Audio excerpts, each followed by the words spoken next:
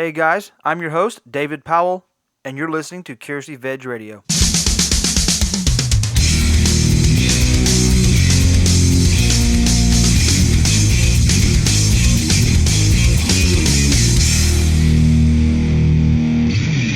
Hey guys, welcome to episode 35 of Curiosity Veg Radio. For those that are new or even those that are returning, Curiosity Veg is a movement which will open a dialogue between vegan, vegetarian, plant-based, and non-plant-based people alike, where we educate, not intimidate. If you know it, say it with me. Oh yeah! uh, Thanks for joining me for this episode. Again, keeping consistent every 2 weeks. Have amazing interview coming at you very, very soon, and we already have another one in the bag. So the next episode is ready to go. And looking forward to getting that one out, but I'm really looking forward to this one today. We had Pretty Patel on. Pretty Patel is the owner and operator of Plan V. Plan V is a meal planning service that, unlike some services that actually you go in, you order food, and it delivers it to you. You don't know what you're going to get, or it could be like too small or too much or seasoned wrong or not have the thing you like, anything like that. Plan V is actually a meal planning service. So she offers a meal plan to set out your week. So when you're going to go to the store, you know what to get. If you like something that's a little more spicy, or you don't really feel in rice, but you want to do quinoa, you're not locked in like you would some other like meal service. A meal planning service like what Pretty offers through Plan V gives you the opportunity to adjust as needed, but still gives you the guidance you need. And she is vastly informative when it comes to meal plannings, how they work. We discussed not only what Plan V is, we discussed how it can help aid in avoiding the vegan junk food, or like how you can even indulge on that a little bit. And it's okay on a meal plan to make those adjustments so you're not just taking everything away from yourself. We also discussed how a meal plan can help with weight control, also help you with mixed diet relationships. I know that's something that most vegans we deal with, unless you're dating someone who has the same diet as you. If you're vegetarian, dating a vegetarian, or it's not as difficult. But if you're a vegan dating vegetarian, or a vegan dating a someone who consumes animal products, it can be a little daunting. And we talked about how meal planning can help with that, and how her service, she actually offers that as suggestions. And if you have someone who is a vegetarian and you're vegan, things you can adjust and take in and out to satisfy both of you, or even adjustment that can be made so you can both eat together and be happy and have those bonding moments in the kitchen without having the fighting moments of deciding what you're going to eat on Wednesday. That's something I know that my girlfriend and I, we don't fight over what we're going to eat. Basically, we sit down and try to figure out what we're going to have every week, because she's in school and she works in a lab and I work late. So going to the store every night really isn't a viable option. And meal planning has helped us a lot in that. We still struggle because we're not as good at it as Pretty is. And to kind of give you a little more information about her, she is the owner and operator of Plan V, the plant-based meal planning service. She is also a passionate cook, and she really focuses on helping people eat healthier and maybe be more productive in the kitchen, so they can save them time, so they can do the things they love. Figuring things out, and and what you're going to have that night, and hunting the recipes down, and things like this are time-consuming. And Pretty really takes that issue away from you, gives you a meal plan, and she gave me a sample, and I absolutely loved it. What I loved about her meal plan is she gives explicit options. So if it's something that's vegetarian and calls for a dairy or an egg option, she gives you a vegan option. Like, if you don't want to do this. Or if you don't want to do rice, here's some quinoa. Or she gives you the options. She also walks you through the prep process, so that way you get from start to finish what you need to get, how you need to make it, and it really takes the frustration out. And you can go to the store and get what you need. Again, making those adjustments. I tend to like things that are a little spicier, where my girlfriend does not. So I will tend to put a little sriracha on mine, or a little extra cayenne pepper in my and some curry or something to give it a little bit of a kick, where she wouldn't like that. So this is the benefit of a meal plan versus a meal service, where you're not locked in. You're not thinking, okay, am I going to get enough because I've had a long day, I had a big workout, and this is not. I'm going to have to cook something to actually compensate because I didn't have some lunch today, not enough calories. And this really helps guide you. So I don't want to hold up too much. I do want to thank Pretty Patel for coming on, discussing Plan V. She is in Germany, so there's a good time difference between me in the United States, her in Germany. But she came in the evening for her, early, late-ish morning for me, and we had a blast. Of course, had some laughs in there. Got to have those, especially on Curiosity Veg Radio. And listen to the end. She actually has a awesome gift for all the listeners of the show. If you would like to try out her service, she actually shares a code with you at the very end. So if you want to try that code out, try out Plan V, and you'll see how much meal planning saves you time, saves you frustration, can really make sure you're getting all your macronutrients, all your calories. As we said last week, we're not eating our broccoli, not eating leafy greens, we're missing out on iron. This will help with that. So with no further ado and no more waiting, I want to introduce you everyone to Pretty Patel talking about Plan V and meal planning. Thanks, guys. Thank you for coming on. I know you've started a company that focused on meal planning called Plan V. Yeah, exactly. Okay. So what is Plan V, and how does Plan V work? So Plan V is a meal planning service kind of dedicated to vegetarian and vegans. So it's how it works is each week you receive a meal plan, which includes 4 main meal recipes, a side salad, a snack, and a breakfast, with a grocery list, prep instructions, and then meals that are easy to cook in the evening. So the idea is that you shop once, and that you prep once, and you have like delicious evening meals ready in like 15 to 30 minutes every evening. So kind of really introducing like lots of variety into your diet, and just taking out the stress of thinking about what you're going to eat for dinner away from people, really.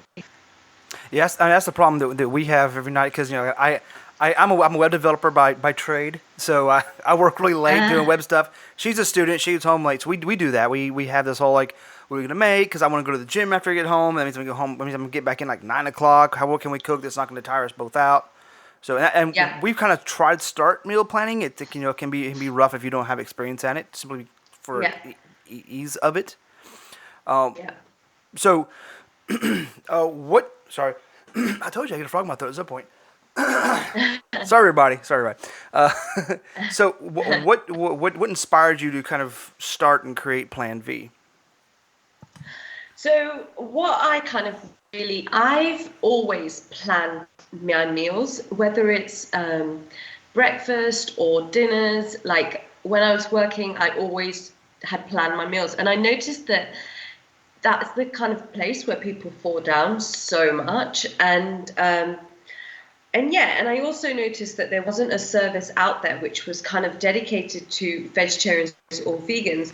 And there's a lot of people who just want to eat less meat, and it doesn't kind of have to be this thing where, okay, right, it's a diet, you have to give up everything. It was really to try to show people that you can eat interesting food and meal plan without really having it to be boring and so kind of like, I don't know, tasteless or like a weight loss thing. So it's kind of for the everyday sort of person. And last year, me and my boyfriend moved to Germany. So instead of kind of looking for a job, I decided to follow my dream of starting an online business. So that's kind of why I started Plan V. But yeah, it was really kind of the passion behind like cooking and planning. So Okay. that's how it started. I looked through the plan you had sent me, and I was looking on your site, and one thing that so Yeah. again with us with time and things, especially throughout the week, it's difficult for us because she's a student and I work and things like that.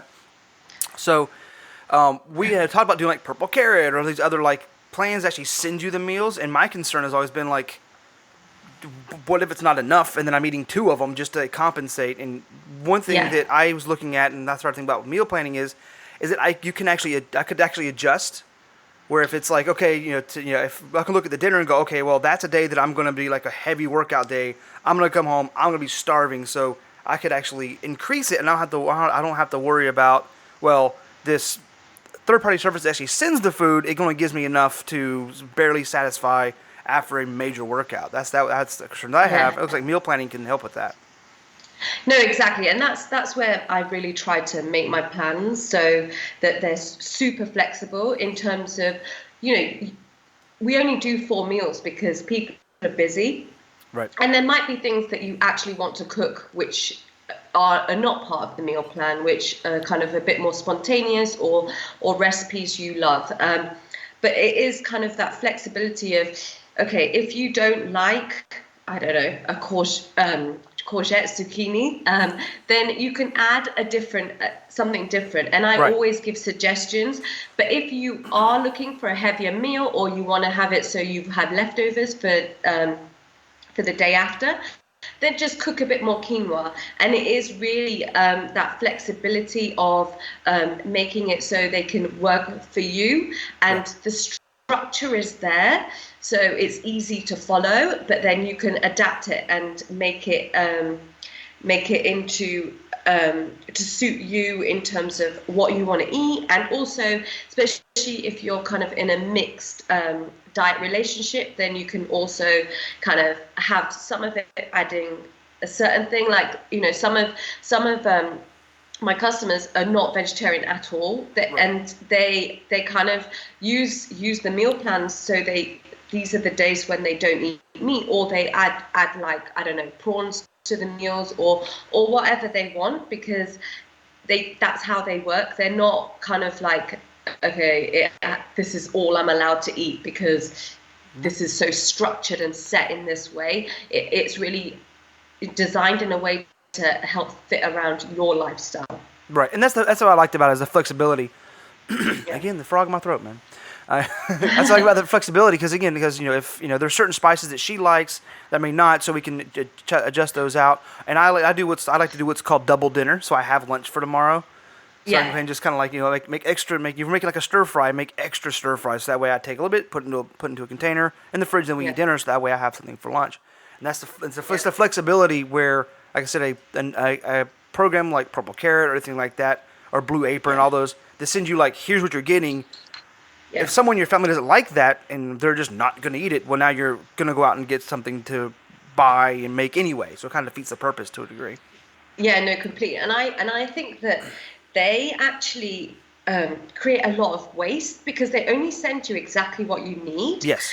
And I think that, I mean, come on, we all have certain spices which are in our kind of pantries or cupboards already. Right. And like all that packaging that goes into it, and just sending you like a teaspoon of paprika. I mean, come on, like that's so wasteful. Right.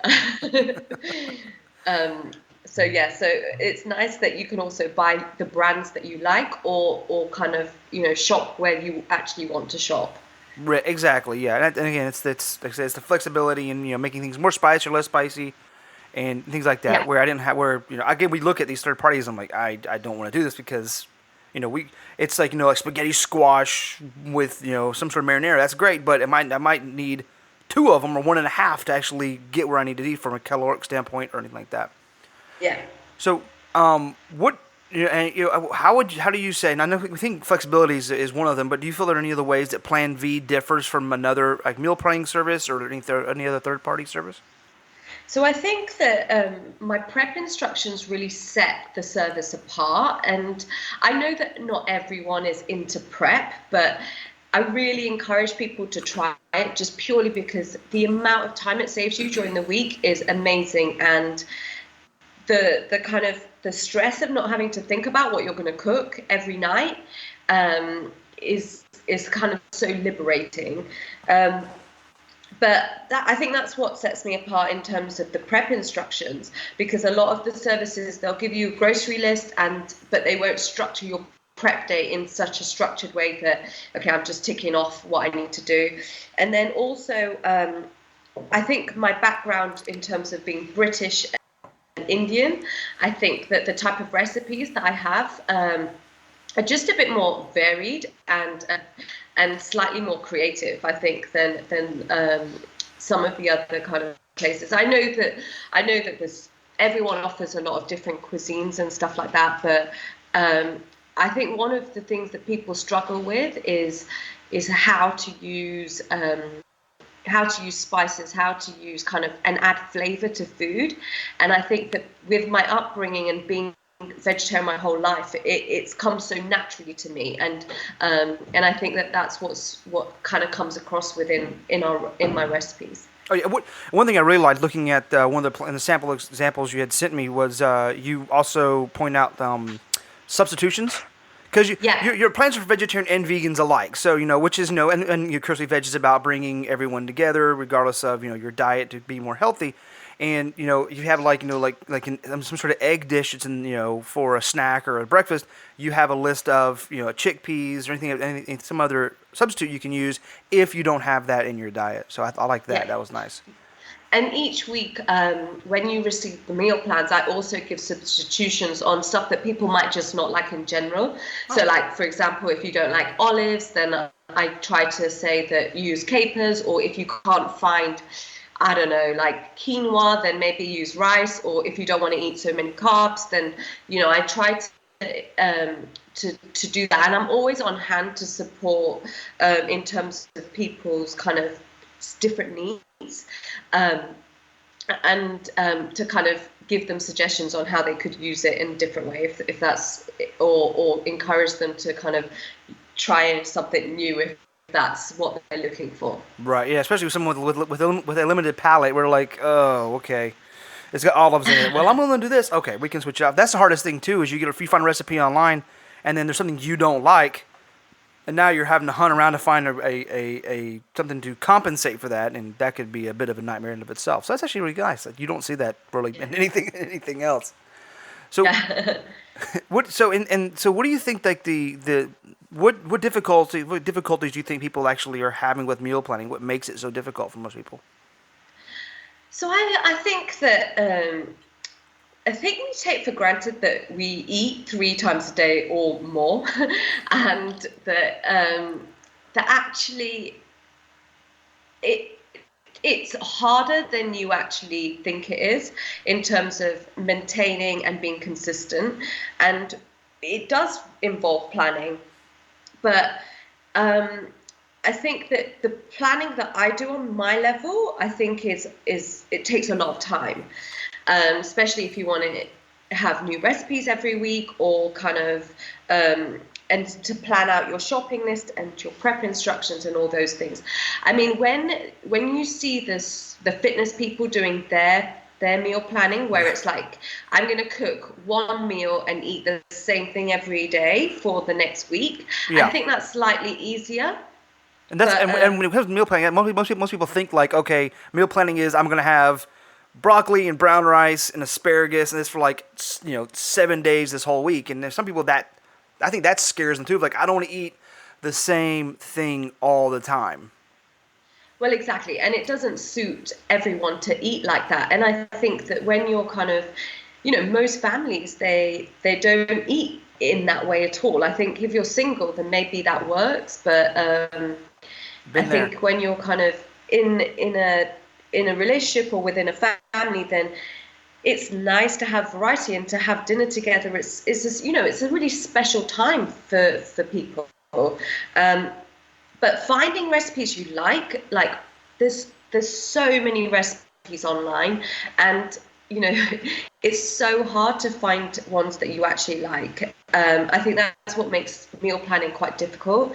I think the other thing is, actually making the grocery list work in terms of using all the ingredients that are in all of those different recipes, and then kind of, and then just kind of like combining it and juggling it all together. So what I do is I kind of try to take that all away from you, in terms of, if I say, buy 2 peppers, or you'll use 2 peppers, you won't have half a pepper left, you won't have half an onion left over. So you're reducing that waste, but you're also making meals that complement each other. And having that shopping list when you're going shopping is so nice. Like, it just makes the process just easier in terms of really eliminating the stress of meal planning. I mean, sometimes it's difficult to figure out what to eat anyway, and then when you're planning it, I think that it's another time, a time element that you're adding to something that maybe you don't have time for. Right. And I think that that's the biggest struggle. Like, finding the time to meal plan is a struggle in itself. And so that's what we start doing every Sunday, is like, okay, instead of going to the store every day, just do it on Sundays and start meal planning. That's what we do. And our big thing is either, one, finding the time to sit down and go, okay, let's figure out what we're doing, breakfast, lunch, dinner. But not only that, it's just thinking of things. Yeah, exactly. It's like, and thinking of all the things that you could eat. And I have like I do lots of posts on the website to try to show people how to make meal planning easier. So one of the things that I do is, like, make a list of all your recipes that you like, and then have that to hand, and plan it out beforehand, make the shopping list. But all of these things do take time. So, and for some reason, when you're actually in the moment, you can't think of all the recipes that you like or that you wanted to try, right? Oh yeah, oh god, yeah. And that's one thing we always did day by day, is because it's like, you think about what you want that day and you go for it. Planning is just, like, okay, what am I going to want on Friday? It's Sunday night. What am I going to want to eat on Friday night? And you get there, and you get that's the problem I always had too, was you reach Friday night, you're like, okay, I plan to have spaghetti, but I really want pizza. And it's because I don't really have that much of a structure. I think structuring helps that a lot, just in case we have to think about it or worry about it. Yeah, completely. I think that like the benefits of when it comes to meal planning is that kind of the reduction of stress, and really, when you think about things too much, they consume you. And I think that this is one of the biggest problems we have with food, because it's constantly on some people's mind. But actually, when you take that plan, when it's already laid out and the structure is done, you're not thinking about it all the time. So then you're not hungry, or you're not like thinking, oh, okay, what am I going to eat? What am I going to eat? What am I going to eat?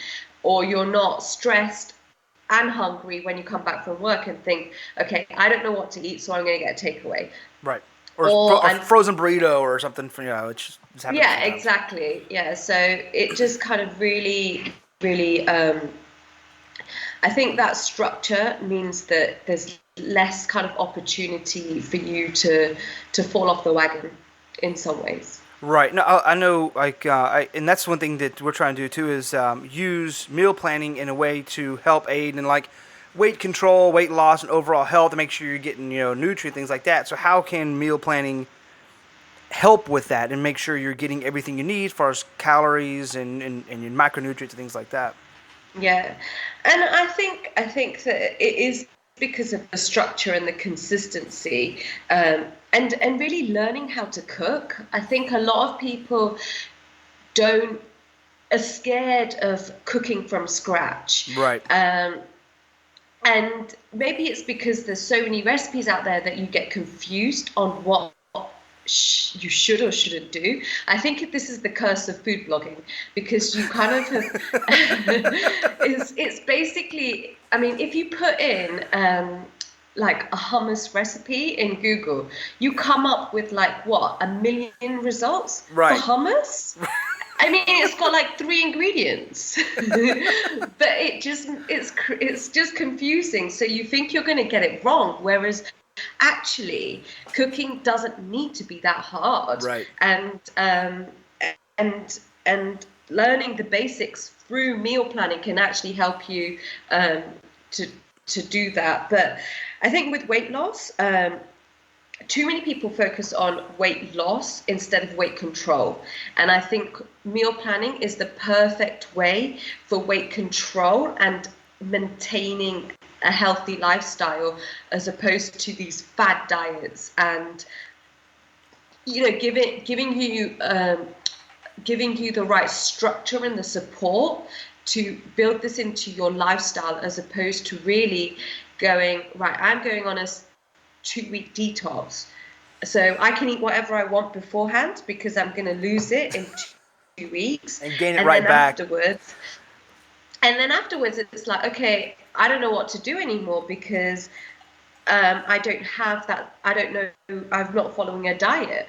And I think that you know, one of the big things which I try to encourage is consistency and building something into your lifestyle. Like, if you can't do it for a long period of time, then it's really difficult to do those kind of things. Like, I mean, I know that some people just really need to lose a lot of weight, and then, yeah, of course, you need to think about how to do that in a healthy way.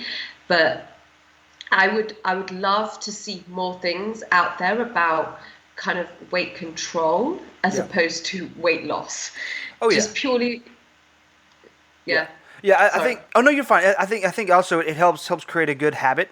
So you know, if you're on vacation, you're out and about for a week, and you're trying to, you know, keep maintain healthy weight, or, you know, look after your health.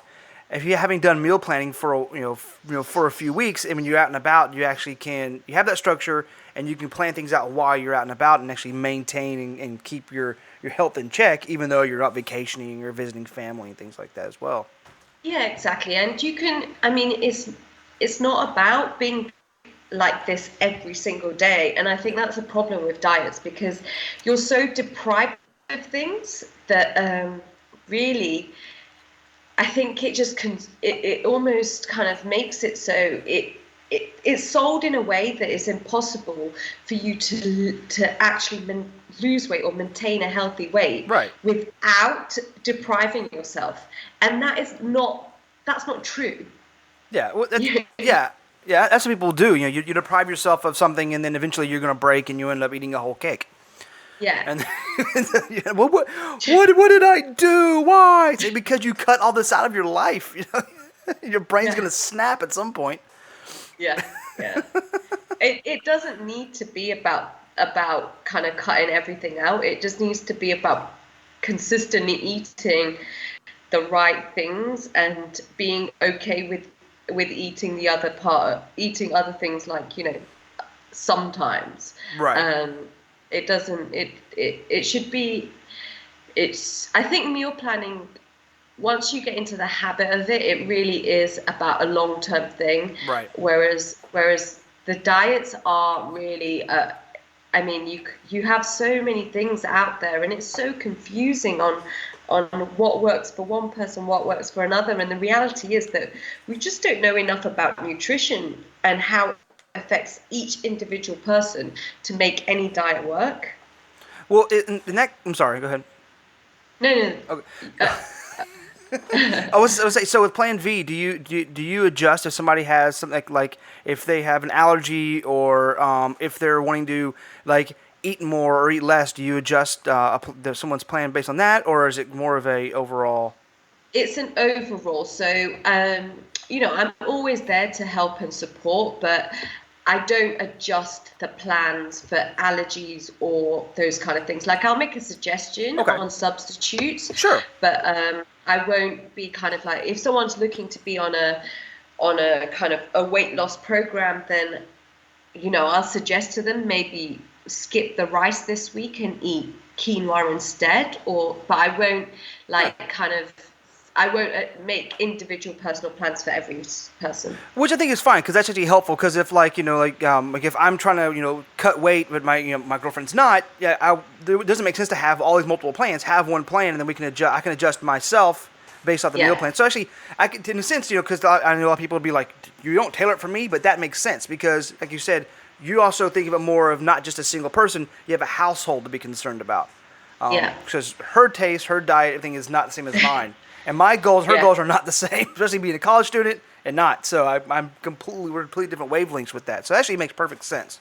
Especially if you're there to make those substitutions and suggestions, actually makes that much easier to adjust as opposed to being locked into, well, okay, I'm on a special diet and guess what? Now you are too because it says this much rice. So that makes a lot of sense. And I think like when you start living with someone, that's the kind of compromise that you come to, right? Because tell me about it. Yeah.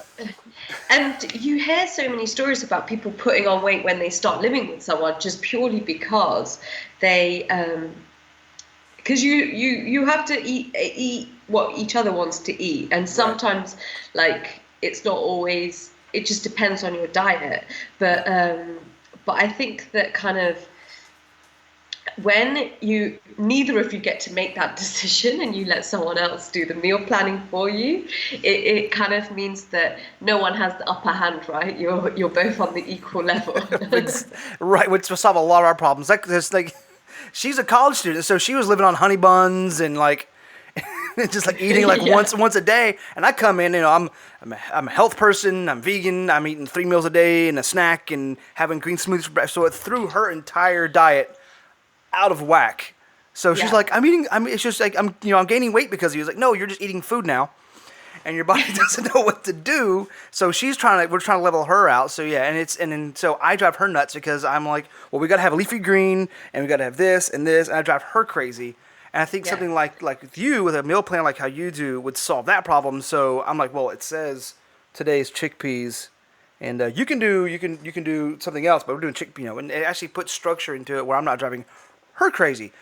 Yeah. Because I do. I drive her insane half the time. Yeah. Yeah. So this goes. I try to keep my try to keep my sweets only on the weekends. Yep. And so, but there's some people who indulge a little more often.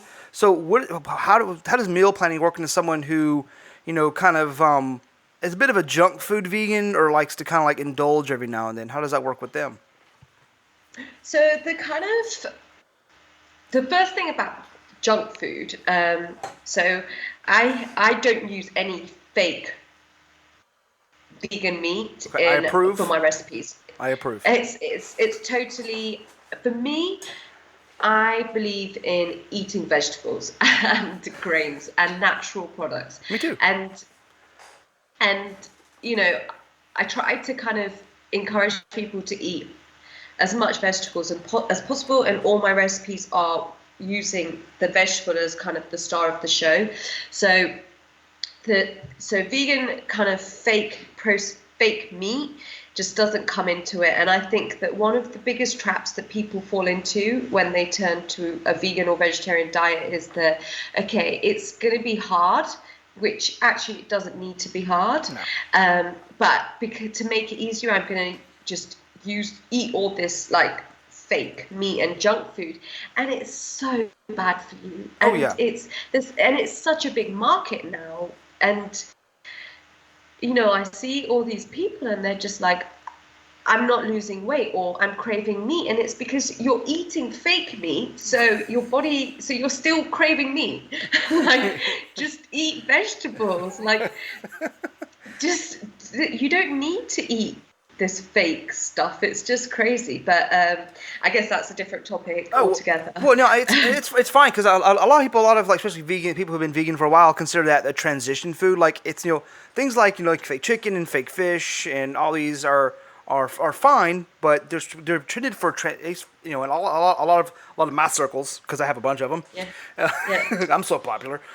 View them as transition foods where it's like at some point you don't really. Every now and then I'll eat a little like a Gardein fake chicken because it's like late at night. I'm in a rush and I need something because. But like I say, 98% of my diet is whole foods because Yeah. because I know from experience and from my own research how much more healthy that is anyway. Yeah. And I think that that's kind of like, the transition food. It's it's I think it doesn't actually work like that sometimes. Like sometimes it's really difficult to transition from eating the same thing to just another version of the same thing. Right. And it kind of really limits the options in terms of what you can eat when you eat some of those foods, because they're not really, they're designed in a way that it actually encourages you to eat more bad food with Right. it. Um, Becomes a so, crutch as but well. Yeah. yeah, so like these kind of like, I don't know, like the burgers and the kind of the sausages, and I kind of read somewhere that in America now they even have cauliflower frozen pizza, Yeah. like, and I'm just like, what? I've seen that. Yeah. Yeah. I've seen that a few times. Like, well, okay. No, I'm good. I'm good. Yeah, I can also but make that myself. yeah, and I think it is hard, like, and that's why one of the, one of the things is to really inspire people to cook, and to cook like homemade meals. And I think that that does become easier when you meal plan, because it's hard to cook homemade meals without planning it.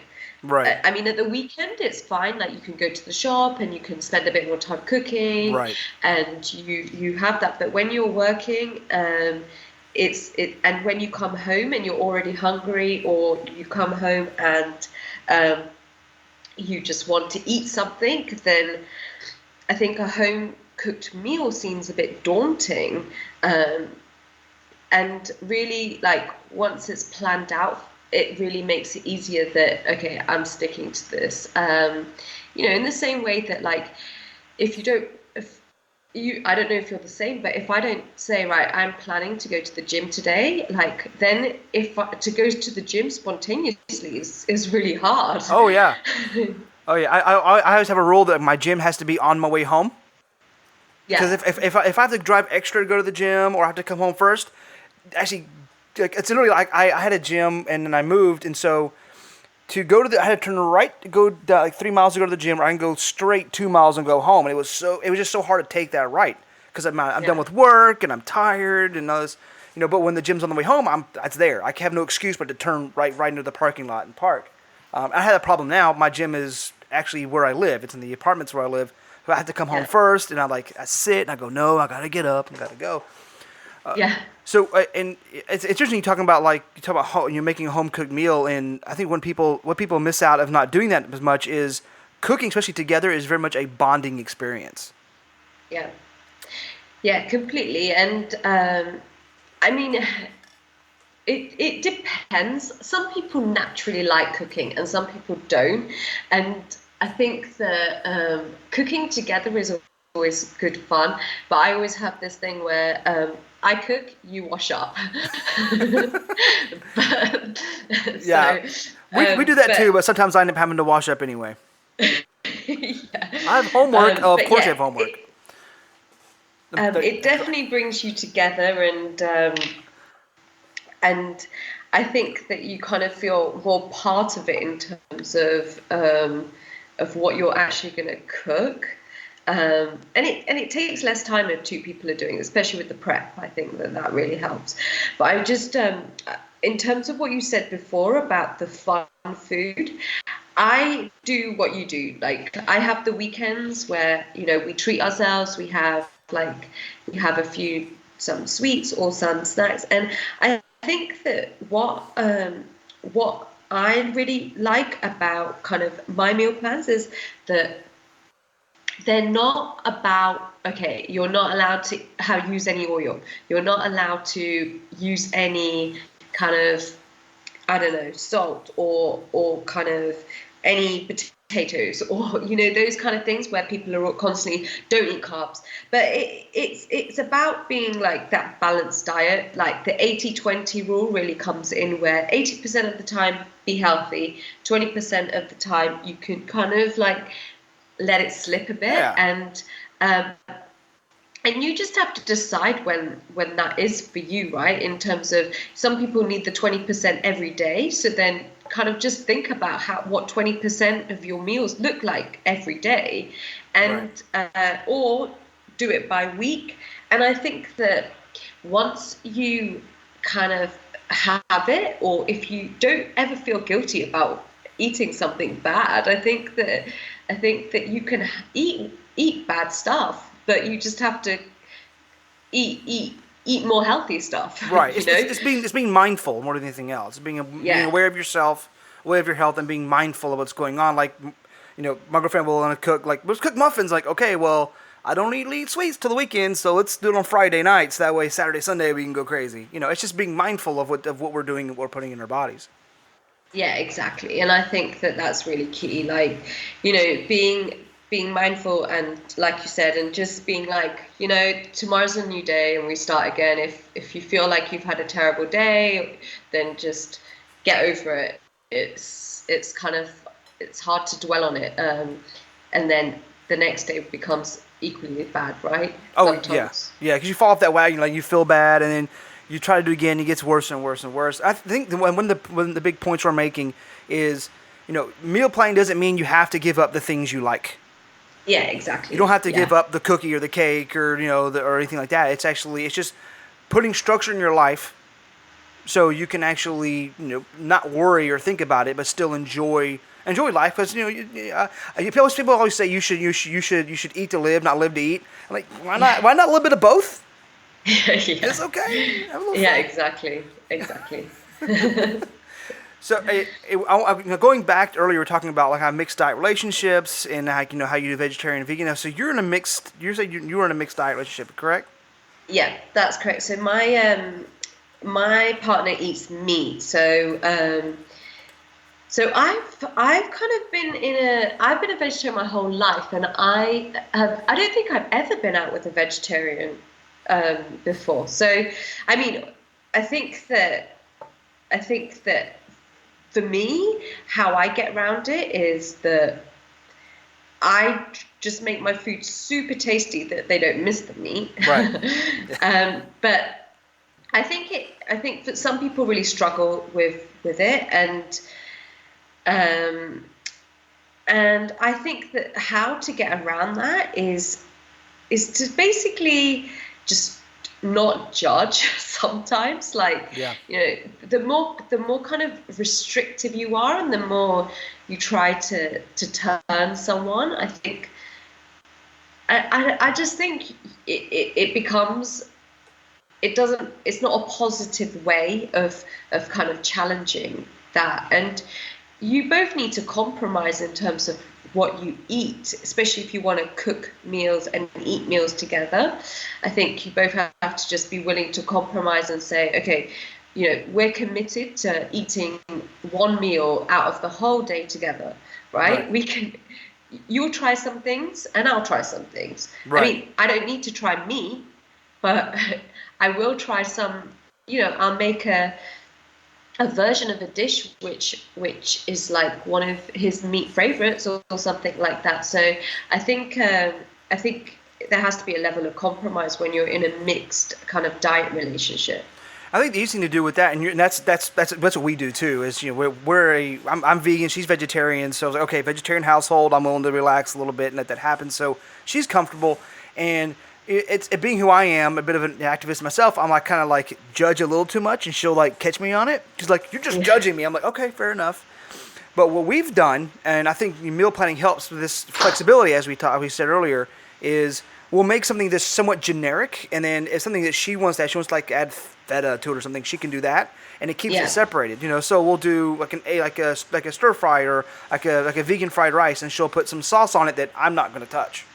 Yeah, exactly. And with my meal plans, like the dairy is always kind of optional. and to be honest, like 80% of the meals are all vegan based anyway, and then that, yeah. the dairy's optional, and sometimes we have eggs in there, and but it's mostly vegan anyway. And my boyfriend, he eats meat during the day, so we only ever eat vegetarian food or vegan food in the evenings. Right.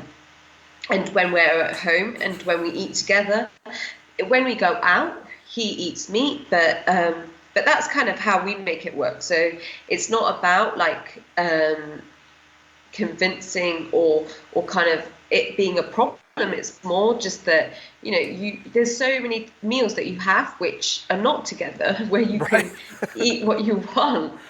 Exactly. We have like one that's at night, and the rest of it like we're on the move. And she goes to She goes to Starbucks to get her breakfast. I make my green smoothies in the morning.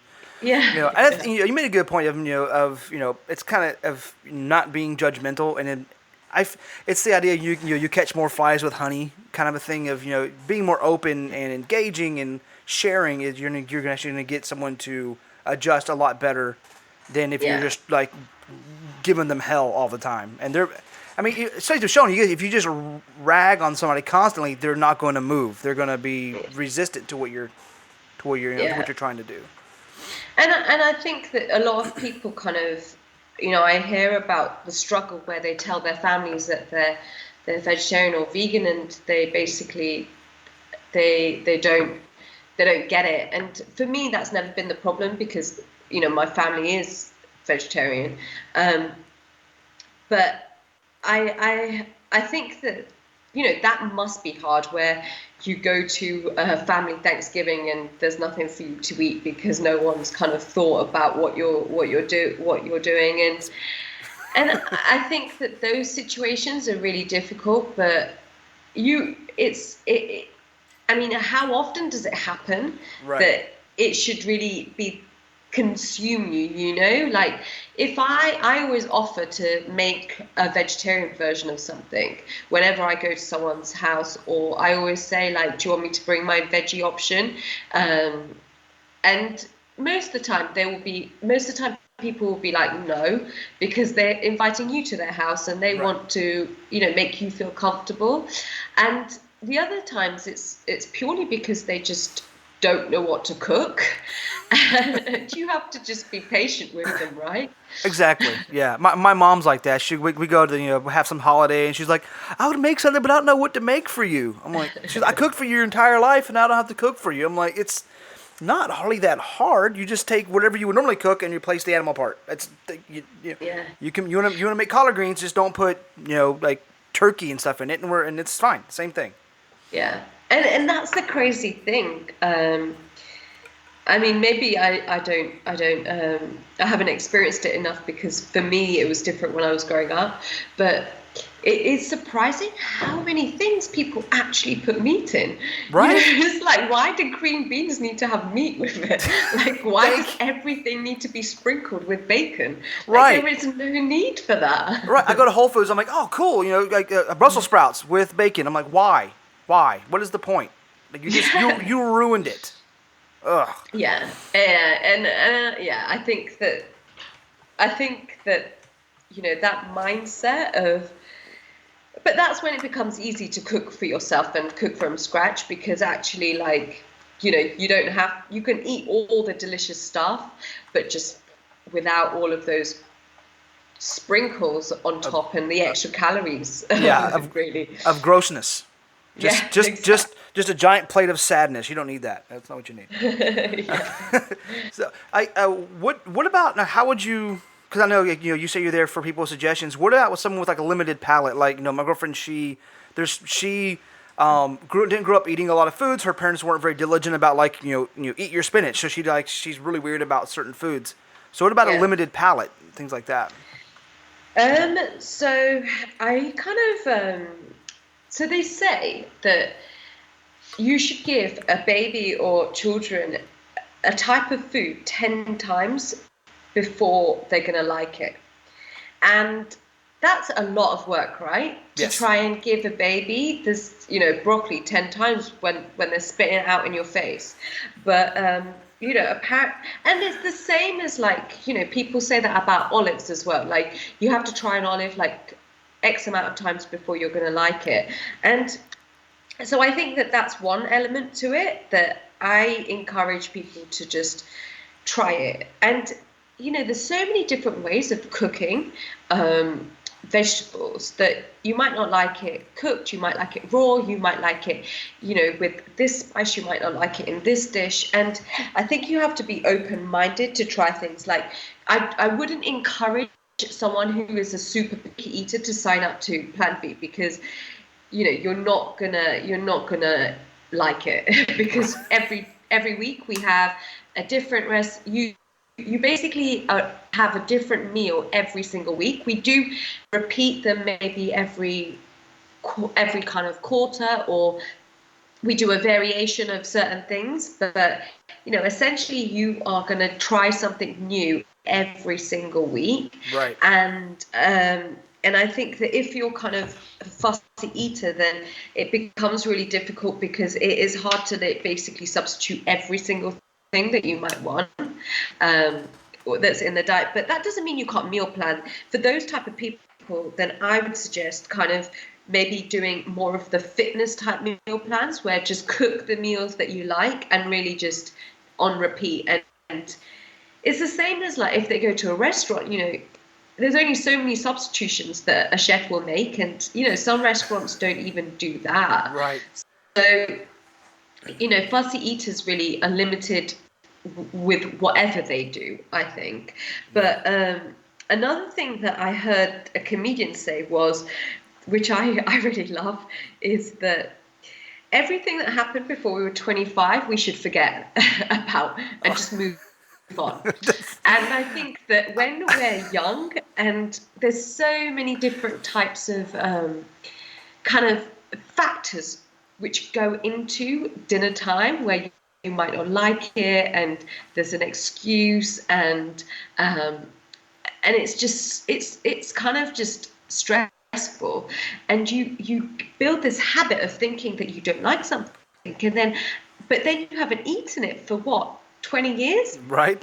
You might like it now, but you're so kind of like the thought of trying it just is kind of attached to a psychological like memory in the past where you are kind of putting it off. And I think I just encourage people to try the things that they think they don't like, just purely because the way people cooked, when back in the day was, we're so much more advanced now the way we cook, and right. There's so much more available. So the way the things you might not have liked in the past, they might taste totally different now, and also you can make them taste better with the things that you actually like. Yeah, to add to that, there's a lot of things that happened before the age of 25 I'd like to forget, but this is been a weird ride at times.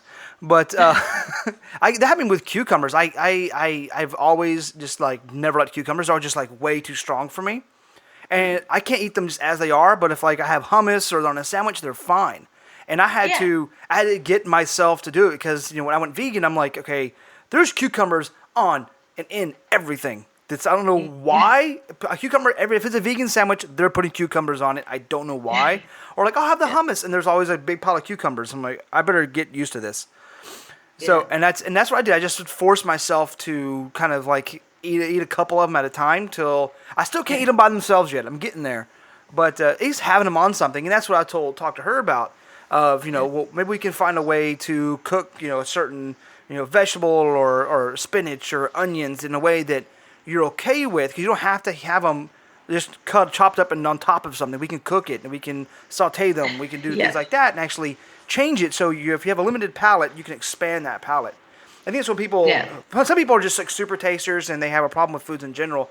And some, it's like with her, she was never exposed to the food, so they're just foreign to her, and they're very strong. They take her back. Yeah, completely. And it is kind of taking it slow, isn't it? Like, you can't just completely going at the deep end where you're like eating a, a raw onion or a raw cucumber, like you said. But mixing it with the things that you like, Right. and trying it, and I think it's kind of interesting where the amount of like the kind of the baby analogy of like trying food 10 times. I like that. That's really interesting, because how many kind of parents try after like even 5 times maybe. So it's crazy. But I think our tastes change the older we get. Like, Absolutely. When I was younger, I never liked eggplant. But now I love it. Like when my mum used to make an eggplant curry, I would basically be like, oh my God, this is so disgusting. And like, it would be so hard for her to make us eat it. And now I love eggplant. So I think that sometimes it is just when we were younger, things are different. And when we're younger, our taste buds are probably maybe more sensitive, and there's a lot of other things going on. So you might like it now. Yeah, I think Just about try it. When you're younger, they found that most kids are just super tasters by birth. They're just because your taste buds are new and you don't have enough taste bud experience. I'm gonna call it taste bud experience. I'm gonna coin a phrase there. And so you have the experience, so everything is like overbearing or powerful. So like you said, you have something when you're younger. This is bad. I don't like it, and you just write it off. And you're missing one. You're missing a great dish you could be having. Yeah. That you have through Plan V. Or and you're also missing that micronutrient that you may need that you're not getting enough of because you've just cut this thing completely out of your diet for just arbitrary reasons for the most part. Yeah. So I know it's late there in Germany. It's getting on in hours. It's still early here, but yeah, it's getting late there. I don't want to take up too much more of your time. So like to kind of close things out, where can people get more information about you and more information about Plan V, meal planning, and all the fun stuff? So if you want more information about Plan V, you can go to theplanv.com, and on Facebook you'll find me at Plan V Meals, and I'm the same on Pinterest. And for your listeners, if they actually want to try Plan V, then they can do a 2-week trial by using the code Curiously Veg, and just enter that code at the checkout, and then they can get a 2-week trial. Absolutely, yeah. And I'll have all the information in show notes. I'll have a link to everything for you so they can find you and get to the Plan V much easier. It'll all be out so no one gets lost. Everyone knows what's going on. Cool. But yeah, if anyone wants to find out more about the service, then just send me a message, and I'd be happy to talk to them about that, or vegetarian or vegan diets. Excellent. Yeah. Now, always happy to talk about that. Always a good thing to chat about. So, thank you for coming on, and it was awesome having you on, and we covered a lot of stuff. It was actually an absolute pleasure. Yeah, thank you for having me. And I have to say, I love the bird picture in the background. It's absolutely adorable. You're welcome. I like that. Oh yeah, it's cute. Cool. Yep. So yeah, again, thank you for coming on, and hopefully I'll have you back on again soon. We can dig deeper into some of these things. Yeah. Cool. Thank you very much, David. Thank you. Bye. Hey guys, I want to sneak in right after the interview. Wanted to say thank you again, Pretty Patel. Wasn't that amazing? She has a really great energy. She has a really great passion, and her meal plans are amazing.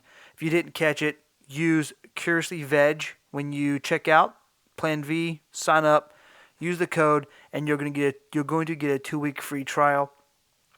Even 2 weeks is worth it to see how it affects your stress levels and your ability to make sure you hit all of your nutrient goals, and really just gives you one less thing to think about throughout your week.